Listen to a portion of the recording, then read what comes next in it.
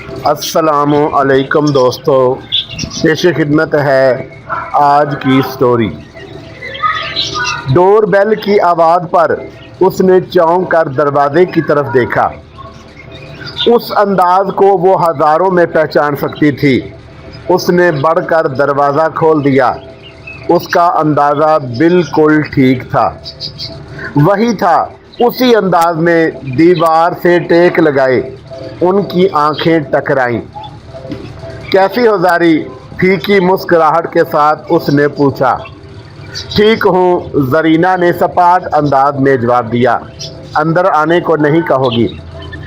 آ جاؤ۔ کچھ لمحوں بعد زرینہ نے آہستہ سے کہا اور دروازے سے آگے سے پیچھے ہٹ گئی۔ وہ آہستہ قدموں سے اندر آ گیا۔ کندھوں سے لٹکا بیگ اتار کر اس نے سائیڈ میں رکھا اور لاؤنج میں پڑے صوفے پر دراز ہو گیا، جوتوں سمیت، اور اس نے آنکھیں بند کر لیں اور چند لمحوں بعد وہ بے خبر سو رہا تھا، ہمیشہ کی طرح۔ زرینہ نے ایک نظر اس پر ڈالی۔ اس کی بڑی ہوئی شیو میں کئی سفید بال چمک رہے تھے۔ کیوں نہ ہو وہ 43 کا ہو رہا تھا۔ اس نے دل میں حساب لگایا۔ اس کے کندھے آگے کو ڈھلک رہے تھے۔ وہ عمر رسیدہ لگنے لگا تھا۔ شاید اب وہ تبدیل ہو گیا ہو۔ کسی خوش فہمی کے تحت زرینہ نے سوچا، آخر ہر چیز کا ایک وقت ہوتا ہے۔ ہر شوق انسان ایک وقت تک اپناتا ہے۔ وہ کھانا بناتے ہوئے مسلسل سوچ رہی تھی۔ نہ جانے کیوں، کس طرح اس نے تمام چیزیں وکی کی پسند کی بنائیں۔ وکی، اس کا شوہر، اس کا محبوب شوہر، مگر کیا وہ اس کی محبوبہ بیوی ہے؟ یہ سوال کانٹے کی طرح اس کے ذہن میں کھٹکھٹا رہا تھا۔ ان کی شادی کو 15 سال ہو گئے تھے۔ ان 15 سالوں میں وکی کی درجنوں بے وفائیوں کا زرینہ سے سامنا ہوا تھا۔ عورت جیسے وکی کی کمزوری تھی۔ خوبصورت، طرح دار، ماڈل نما لڑکیوں سے اس کی دوستیاں ہمیشہ رہتی تھیں۔ یہ سب زرینہ کو معلوم تھا۔ وکی نے کبھی اس سے کوئی افیئر چھپانے کی کوشش نہیں کی تھی۔ در حقیقت وکی کو زرینہ سے کوئی خوف بھی نہیں تھا۔ تو نہیں تو کوئی اور صحیح کے مصداق وہ آرام سے زندگی گزار سکتا تھا، گزار رہا تھا۔ وہ اس قدر ہینڈسم تھا کہ لڑکیاں خود بخود اس کی طرف کھینچی چلی آتی تھی۔ زرینہ بھی تو اس کی وجاہت سے متاثر ہوئی تھی، اور وکی کے پاس جو کچھ بھی نہیں تھا وہ تمام عیاشی زرینہ کی دولت کے بل بوتے پر کرتا تھا، اور وہ اس کی محبت میں اس حد تک گرفتار تھی کہ اس کی ہر فرمائش پوری کر دیتی۔ مگر اب نہیں۔ زرینہ کے منہ میں جیسے کرواہٹ پھیل گئی۔ اب میں تم کو ایک پھوٹی کوڑی بھی نہیں دوں گی۔ کھانے کی میز پر اسی نے اعلان کیا، میری دولت تمہاری عیاشی کے لیے نہیں ہے۔ اگر تم کو اس گھر میں رہنا ہے تو شرافت سے رہنا ہوگا، ورنہ اب تم ہمیشہ کے لیے چلے جاؤ۔ میں اس دھوپ چھاؤں سے تنگ آ گئی ہوں۔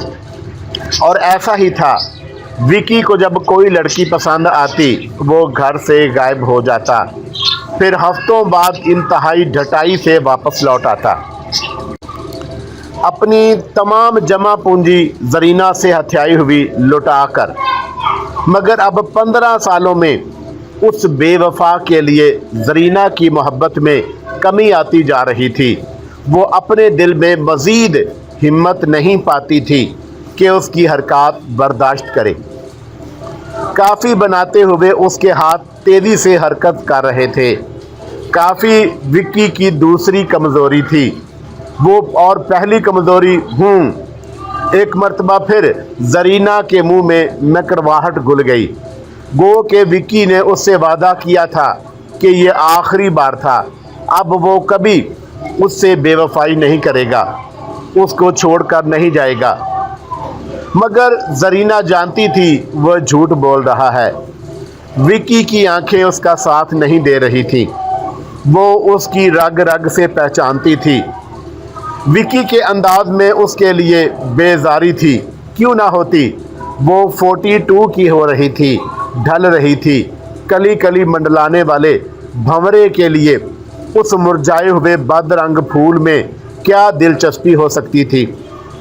जरीना के हाथ तेजी से काफ़ी बनाने लगे।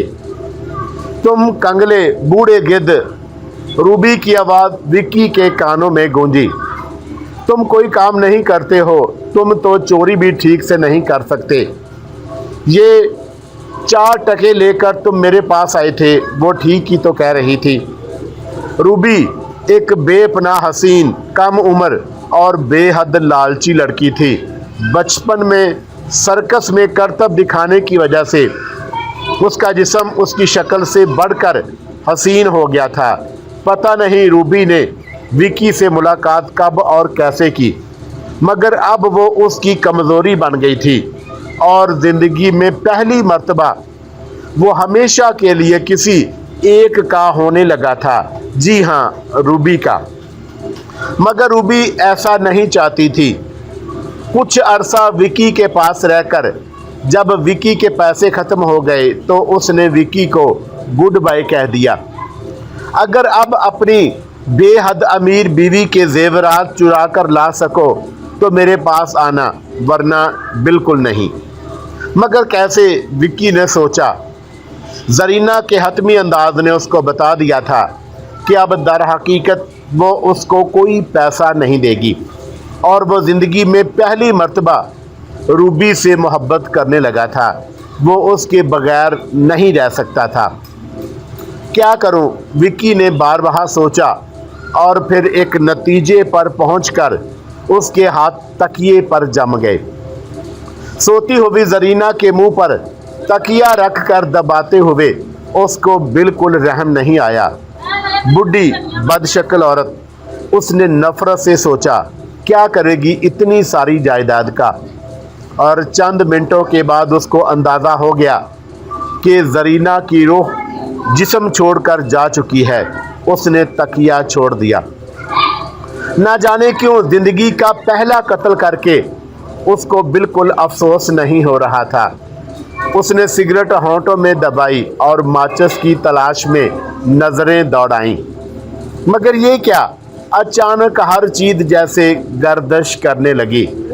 दीवारें घूमने लगी। उसने सहारा लेने की कोशिश की, मगर और फिर शाम को ब्रेकिंग न्यूज़ टीवी पर दिखाई दी। 2 मियाँ बीवी जिनकी शनाख्त जरीना और विक्की के नाम से कर ली गई है, अपने फ्लैट में मुर्दा पाए गए। बीवी की मौत दम घुटने और शौहर के मौत की वजह काफ़ी के प्याले में जहर बताई जा रही है। अल्लाह हाफिज़ मेरे दोस्तों, अल्लाह हाफिज़।